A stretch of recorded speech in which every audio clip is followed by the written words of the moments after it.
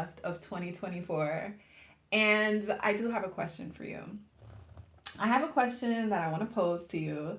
And it's, have you really taken the time to sit down with your Heavenly Father and figure out what your main goal is for 2025? I want you to take some time and really just sit down and ask yourself, like, what is like that big goal that I want to finally tackle, right? Finally actually achieve for 2025. What is that big impossible goal? I went to a conference from one of my coaches, Myron Golden, this year in May. I think it was May or June.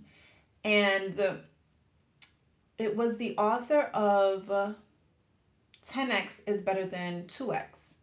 It was Dr. Benjamin Hardy. And so I read the book, and it was a powerful book, right? But when I saw him in person at this conference this year, a few months ago, I I was just blown away, right? And he was saying that it's really important that we actually take our like big goals, like those 10-year goals, collapse your 10-year goal into like a 1-year goal. And the way you approach it is going to be completely different. And when he was speaking, I was just like blown away, just blown away by like all of the knowledge, the wisdom that he was imparting on us, because it made sense. It's like it really made sense. The way you approach your goals, it matters based on, we use time, right? This is how we use time as a tool. Because if we know that we have 10 years to achieve a goal, we're going to drag our feet, right? The same approach, the same tenacity, the same determination, the same calculations, you won't have the same timeline. Obviously, you won't have the same timeline as you would in a year. If you had that same goal 10 years from now, you wouldn't have the same drive, right? You wouldn't have that same motivation. And so to that point, he said, whatever your 10-year goal is, collapse it into a 1-year goal. Whatever your 1-year goal is, collapse that into your monthly goal. And you're going to move completely different. You're going to have so much focused intention that you're not even going to like waste time on things that are not getting you to that 10x goal. And so in that book, if you have not read it yet, it's by Dr. Benjamin Hardy and Dan Sullivan. It's 10x is better than 2x. And so I really want to pose that question to you. Like, what is your 10-year goal? Can you collapse that into your 1-year goal for 2025? Have you taken time to think about what it is that you really want to achieve, right? And not only do I want you to really sit and take time and think about the goals, like that big, major, impossible goal, I want you to now, once you think about that, right, your homework is then going to be like, you're going to ask yourself, what is holding me back from achieving this goal, right? Say, for instance, it is a goal that you've had that's been rolling over year after year after year after year. I want you to really dig deep down into your subconscious and think, like, what has truly been holding me back from achieving this goal? And I can literally tell you 95% of the time, it's your subconscious mind, because your subconscious is responsible for 95% of your thoughts, your feelings, your beliefs, your actions.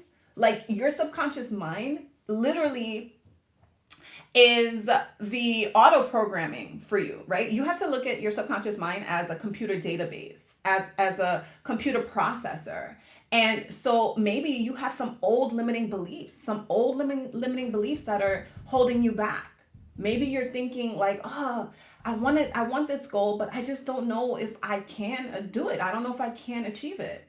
And so you have to really do some inner work. Do the inner work that's going to pull out those limiting beliefs that are keeping you stuck in a cycle of the same year after year after year after year. That's the only way you're going to actually move forward, right? If you find that you are stuck in the same spot year after year, You have to do the inner work to literally look within and really ask yourself, like, okay, what am I truly afraid of? What's holding me back?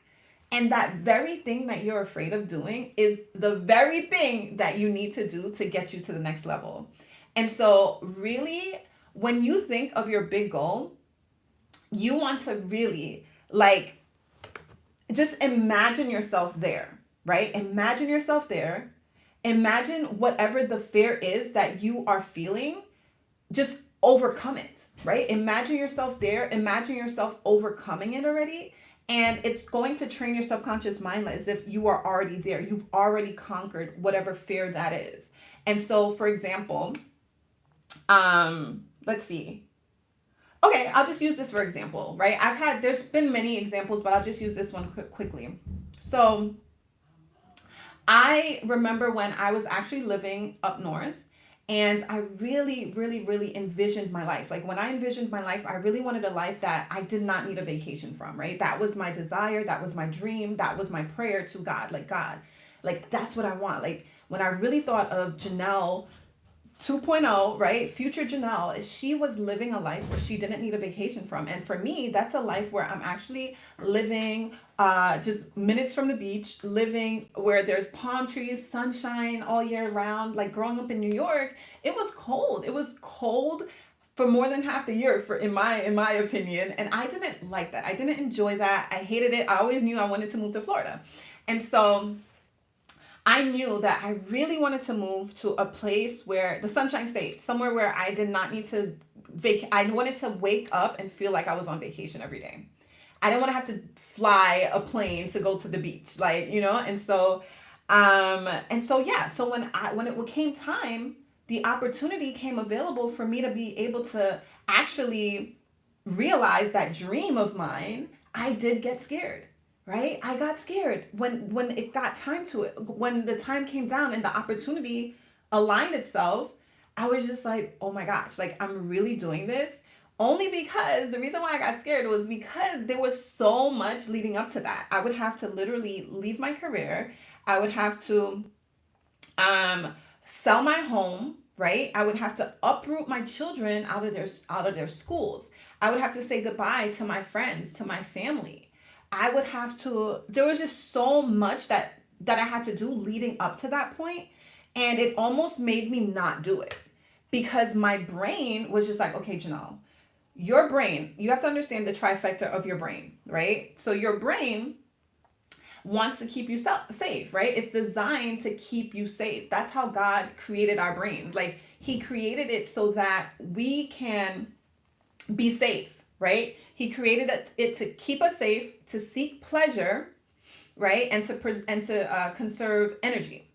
And so the brain doesn't like to think. It likes to Netflix and chill. The brain is lazy. It doesn't want to do anything extra.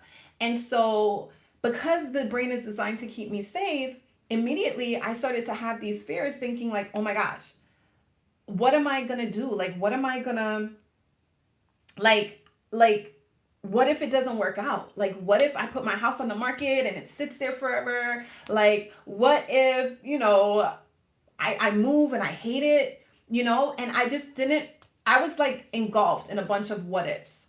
But I had to really, and I shared this in a previous video, it's just like, faith is saying not what if, but even if, right? Even if the worst thing comes to pass and it doesn't pan out the way I envisioned it, worst case scenario, I would just move back, right? But I knew that I had to give myself that chance. I had to at least try to realize my dream. And I have to say, 3 years later, I'm so happy and so grateful that I did make that move, because I'm literally living a life where I don't need a vacation from. And that's what I mean for you, right? And that's just one example. There's many examples, even me starting my business. Like, there's a lot of examples that I could give to you, but I really just want to empower you to really think and break down, like, envision what your perfect life would be, right? What would that perfect life be like for you? And then I want you to really just reverse engineer that to say, okay, how can this pan out for me? What are the steps that I can possibly do? Right. And so oftentimes you're not going to see it step by step by step, right? You'll just have God will show you the vision, but it's really for you to just trust him and just believe in your heart of hearts that the vision that God has given to you, the desire that God has given to you is already done. Just trust and believe that. And what you can do, which is what I did, was I would just envision. I would envision myself sitting on the back in the backyard on the patio next to a pool. And I would just imagine myself like literally going out with my morning tea, sitting by the pool, and literally that is my reality today. Like every morning I can literally sit out. I have my tea, I have my journal, I have my planner, and I'm sitting by the pool and I am living what I once envisioned. Was it 3 years ago? And I'm just so grateful to God because if I never took that step, if I never stepped out on faith, and that's why I want to encourage you today, like whatever your dream is, whatever your vision is, whatever your goal is, you can achieve it. You can have it. I'm living proof of that. You can truly have whatever your heart desires if God placed that desire